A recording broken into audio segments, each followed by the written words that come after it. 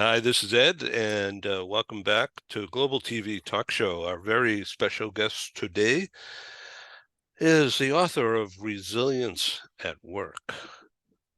Um, why don't you do a really brilliant job of self-introduction, much better than I can. So many people already know who you are, but just why don't we just start from the top, Simon?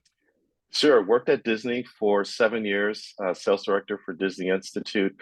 Left Disney 21 years ago and have worked with 2,400 organizations in 54 countries. And our goal is just really simple to help people maximize their brilliance and resilience. Well, that's great.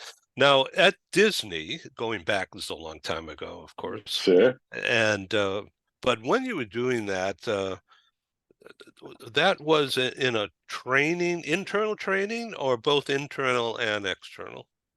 Disney Institute is external, so companies come from around the world to learn how does Disney at Walt Disney World get 64,000 people on the same page, all singing "It's a Small World" after all. I remember I Yeah. went with my dad many years ago, and he was elderly at the time. Um, he just loved sitting in the teacups while that music was playing. Yes, yes, it's amazing. People can escape, to another world. That's a fond memory. I haven't thought about that in a very, very long time. Sure. So let's talk about mental health in the workplace, and the workplace could be remote or in the office, but and your book, Resilience at Work. Um, so this is an old topic, but there's a new way of looking at it. What instead of deja vu, it's vuja duh. As Vujade, yeah. Vuja duh, yeah. Okay, and that's just reversing it, and that gets more energy going, doesn't it? Exactly, exactly. So one of the things that we did in our research, we actually surveyed working Americans. And what we found out is that 82% of working Americans want their manager to exhibit and demonstrate resilience in the workplace. So what does that mean? Exhibit, yeah, Yeah, means exhibit, show, walk the show it. talk. Yeah. Absolutely. So the first thing managers have to think about is how's the mental health of my team? Do I ask them, how are you doing? Not just, hey, glad you showed up in person or online. How are you doing as a person? Yeah. So, and you just want them to say something, which you'll respond to. But Absolutely. then that needs to go deeper. What happens if they don't respond the way you want them to? If they don't respond, I think it's important to create that conversation to say, I'm here to best serve you. And in the line from the movie Jerry Maguire, help me help you. What is it that I can do to help you be the best that you can be? Because everyone's dealing with something, Ed. Research, according to Gallup, says roughly 7 out of 10 people in the workplace are dealing with stress, high anxiety, borderline depression. So if you ask a person and they give no response, say, here's why I'm asking. It's because I care about you as a person, not just as a cog in the wheel, helping us take care of the shareholders, but you as a person. Oh, this is really important. Um, of course, I'm working on a program on May 1, which is coming up this week, about how might managers, CHRO, or line managers, or in the mobility service industry as stakeholders of the assignee, how can that team, of course, it never is a team, and that's where the problem is, Uh-huh. how can that assignee and family be better prepared before they go on that relo assignment? Because it's Yeah. expensive for sure and high risk for the uh, employee because they might screw up the relationship at work. It might screw up their home life, uh, and that's a mental health issue atom bomb size. Okay, never mind expensive, but emotionally. Sure, So I'm sure. dealing with the same thing, but on another angle this week on a broadcast. Uh, so, and I'm getting people signing up to attend and Mm, to discuss on TV, openly. And I think mhm. that's, I've got the guts to try to do it, but they have the guts to come on and be willing to talk. Wow, So incredible. it's out there. So one of the things to consider is to find out what's important to that person. Who are their loved ones, their friends, their family, and what would it be like for the company to send a care package, Ooh, a basket, great something that idea. surprises them on the front end, even before they go or as they're in the process, saying thank you. Here's just some snackables for you to enjoy on behalf of the company. That's the first thing. The second thing is research says 1 minute spent on recognition creates 100 minutes of initiative. So, as this person is relocating, find out their appreciation language. How would they like to be appreciated and validated for the value that they are offering? And recognize them in the way that they want to receive it, right? And then I think the third thing is instead of doing the normal, hey, thank you, attaboy, pat on the back, say, hey, what can we do that's fun? How do you make sure you do something fun for you? And emphasize self care, taking a time out for themselves, letting them know it's not just about a job, it's about the whole person. So it's about whole person development. Yeah. And now let's talk about the spouse. Um, not a trailing spouse, but there. Sure, sure. Okay. And so this is the cause of the breakups, all right? And the stress of the reload will exacerbate Hmm. whatever else is going on. And the line manager, who's expecting the assignee to perform, they don't have any training about being resilient at work. So Hmm. what your theme is and your book and your proactive words that the audience just heard you say, and this is totally unrehearsed between us, and yet here we are in sync. So here's what I would say to the line manager is connect with the assignee and say, let's do a Zoom call with your spouse monthly, at the very least quarterly, where on that Zoom call or WebEx call, you as the line manager say, here are 2 to 3 things that we so appreciate about your spouse. Here's why they are a rock star. Here's why they add value. And on behalf of the company, we just wanted to say thank you for allowing us to have their service. We know that it's a difficult time, but is there anything that I can do for your family while this person is away? Now, here's the power of that. The assignee hears it, the spouse hears it. So the spouse hears that the company is supportive of their loved one while they're away. But the spouse also hears, we don't want your family to fall apart. We are here for you as well. If they find out that one of the children are into soccer or going to the prom, or they've got something special, what would it be like for that line manager to send a little something on behalf of the company? Doesn't have to cost money. It could be a note, it can be a video, it can be a text to say, hey, John or Susie, we know you got a big game today and your significant, your father, your mother is not there. We just want to let you know we are rooting you on, and here's a video to celebrate your team. Do you know what that does for the family? They now won't think worse of the company. They will begin to speak well of the company because the company, the line manager went the extra step. And the spouse will, or the employee and the spouse will be on the same level. Absolutely. And you know what that spouse is going to say after the Zoom call is over? That spouse is going to send a text or call their loved one, say, you better not ever leave that job. Don't you mess up. They are good to us. This is So, really good. so the spouse becomes the advocate for the line manager in the company. And it could have been the exact opposite 30 seconds ago. Exactly. But Yeah. it's doing the vujade. It's the opposite because so much focus is on the employee, but you don't want that spouse chirping in the ear of that employee saying they are working you to the bones. They don't care about you. Look at our family. Go the opposite way. Yeah. Okay.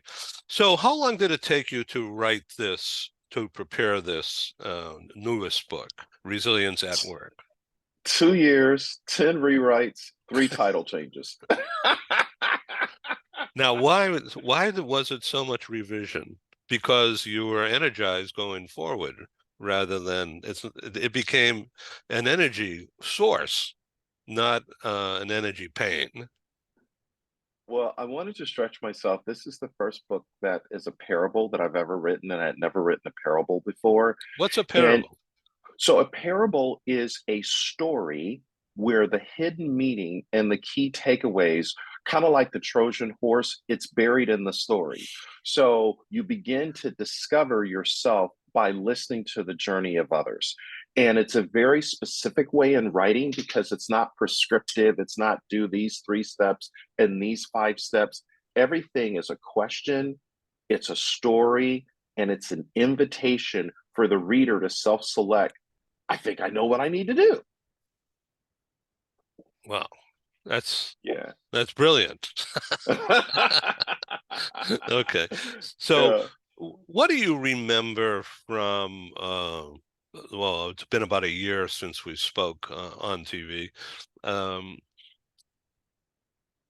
you have been I mean, after COVID ended, then all of us trying to speed up our activity and do more and make up for lost time and losses. So what have you done I to have spec- aid that transition? yeah, I've specifically slowed down to the speed of the moment. And I realized that kindness is now the bottom line. Wherever we show up in the world, how do we be kind? And I'm talking about when you're about to get on an elevator in a public building. What if you allow the person behind you to go first? When you're walking through the door of a public building, taking a moment to say hello to individuals, a complete stranger, because loneliness is the new epidemic. So, what I've realized is if I can take a moment and to be kind to someone else, what I'm giving away, I will attract into my own life. So, business now is all about connecting with the human being and being kind and being nice and really stop selling and start serving because serving is the new selling. Because you lock in or you better enable a relationship. When Absolutely. because people in a sales customer relationship, sales versus customer, we need to get rid of the versa and make it together. Yes. And when you're really serving, believe it or not, Ed, that you're increasing your resilience. You know, we know resilience means to bounce back better, bend, don't break, all of the things we know. But when I'm truly coming from a place of service, it's not about what I can get from you, it's about what I can give to you with no strings attached. So I've really learned how to focus on relationships. And if nothing comes of it, to be okay with it, did I at least do right by another human being? So, what do you think about this the concept of DE and I, but in today, right now? It seems to be changing from what we're what I've been absorbing the past, I'd say 90 days, whereby there's all of a sudden not just the Supreme Court that's making these new thinkings and rules, but um, it's trickled right down quickly into, you know, hear about this anymore. And 6 months ago, it was everyday news. Yet, still going on. So, first of all, I am not a DE&I expert. So, what I share with you is just from a man on the street opinion. What I'm seeing is organizations that are truly understanding DE&I, they understand the business case and it's a need to have instead of a nice to have. They have gone beyond holding kumbaya sessions and everybody get along and here's what you need to understand. They recognize that if they are going to thrive in the future, DE&I is a way of life for their business. So it's just not talk, it's something that is embedded in the culture of their organization, starting at the very top, at the C suite. And what I'm realizing, organizations, Ed, that really get it, they understand the four P's of true DE&I. Number one, it's people, policy, purchasing, and philanthropy. So let me just unpack that quickly. So, how do we ensure that if we have the right people who have a diverse perspective, we become better thinkers? How do we ensure we have policies in place that we just don't hire because of a person's ethnic background, religious preference, or sexual orientation? We understand that we have a policy in place that gives a hand up, not a hand out. And everybody is respected, no matter what side of the fence they come from, no matter what they believe in. When we talk about purchasing, how do you begin to do business with organizations that currently are not bringing supplies into your company? So, what does that look like? It's taken a first tier company who trains a second or third tier company that doesn't currently have access to say, we are going to ensure in our purchasing and our buying that we have some minority representation that is mentored by a first tier supplier. And then finally, philanthropy. It's not just enough to write a check and look the other way after George Floyd. It's to write a check and say, you know what? We're going to give executives on loan to go and work in a in an organization that is in the streets, that is helping the least, the last, the lost, and figuring out how do we end systemic racism. So it's not just throwing a check at it, it's about how do we change a generation, change their economic outlook. That's true D&I, and organizations that really get it, they're making it happen 365, 24/7. Well, I thank you for that brilliant portrayal of that topic.